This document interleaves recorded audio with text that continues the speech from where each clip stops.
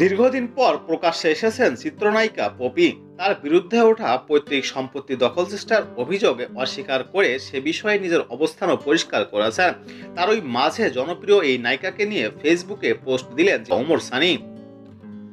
1997 সালে এই নায়কের বিপরীতে চলচ্চিত্রে অভিষেক করেছিলেন পপি।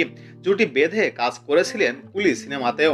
এর বাইরে পপি হচ্ছেন ওমর সানির স্ত্রী, জনপ্রিয় চিত্রনায়িকা মৌসুমীর ফুফাতো বোন। সেই সূত্রে পপি হলেন ওমর সানির শালিকা। দুলাভাই কি লিখলেন শালিকাকে নিয়ে? পপির বউ সাজের একটি পোস্ট করে তার উদ্দেশ্যে ওমর সানি লিখেছেন, তোর প্রতি অনেক শ্রদ্ধা সম্মান, যোগাযোগ রাখিস না রাখিস সে কথা নয়, কিন্তু আমাদের দোয়া তোর জন্য মাটি থেকে আকাশ অব্দি। আল্লাহ তোকে ভালো রাখুক। এর আগে দীর্ঘদিন আড়াল ভেঙে ফেসবুক থেকে লাইভে আসেন পপি।